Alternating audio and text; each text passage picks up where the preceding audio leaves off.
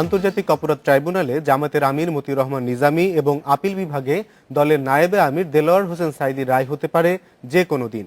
এই রায়কে ঘিরে সহিংসতার আশঙ্কায় বিভিন্ন জেলায় নিরাপত্তা জোরদার করেছে পুলিশ। তাদেরকে আগেভাগে সতর্ক থাকার নির্দেশ দেওয়া হয়েছে কেন্দ্র থেকে। ট্রাইব্যুনালে সাঈদীর ফাঁসির রায়ের পরদিন বগুড়ায় জামায়াতের তাণ্ডবের চিহ্ন রয়ে গেছে 1 বছর পরেও। সেই অভিজ্ঞতার আলোকে নিজামীর এবং সাঈদীর রায়কে সামনে রেখে আগেভাগে প্রস্তুতি নিয়েছে পুলিশ। গুরুত্বপূর্ণ স্থাপনায় বাড়ানো হয়েছে নিরাপত্তা। ইতিমধ্যেই এফবিএন, রেঞ্জ রিজার্ভ ফোর্স এবং আমাদের জেলা ফোর্সের নেতৃত্বে বিভিন্ন জায়গায় আমরা তল্লাশি শুরু করেছি। এই ধরনের নাশকতায় যারা জড়িত তাদের তালিকা করা হচ্ছে।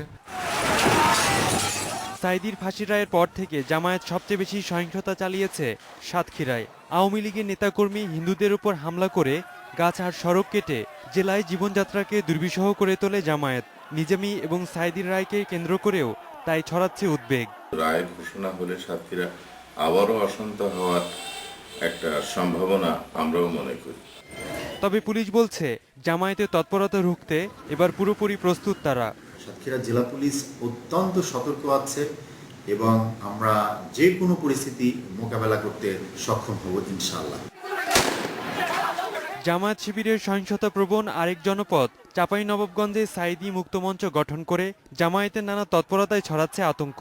জামায়াতের লক্ষ্যবস্তুতে পরিণত হওয়ার আশঙ্কায় ক্যামেরার সামনে কথা বলতে রাজি নন কেউ। তবে নিরাপত্তার আশ্বাস দিচ্ছে পুলিশ। আইন শৃঙ্খলা রক্ষাকারী বাহিনী রাষ্ট্রের নিরাপত্তার প্রয়োজনে কাজ করে, তাদেরকে সবাই যেন সহযোগিতা করে এবং কোনো প্রকার দুষ্ট চক্রের আহ্বানে যেন তারা সাড়া না যায়, কোনো গুজবে যেন তারা কান না দেয়। সাঈদীর জন্মস্থান পিরোজপুরের জিয়ানগরেও আতঙ্কটা সহজেই অনুমেয়। তবে নিরাপত্তা বাহিনীর তৎপরতাও চোখে পড়ার মতো। স্বাভাবিকের তুলনায় নিরাপত্তা কর্মীদের সংখ্যা অনেক বেশি। বরিশাল থেকে এনে মোতায়েন করা হয়েছে অতিরিক্ত পুলিশ। টহল বেড়েছে র্যাবের, সন্দেহভাজনদের করা হচ্ছে তল্লাশি। সাধারণ মানুষকে আশ্বস্ত করা যায় এবং এলাকার আইন শৃঙ্খলা খুব স্বাভাবিক, এই জন্য আমাদের পুলিশি তৎপরতা অব্যাহত আছে।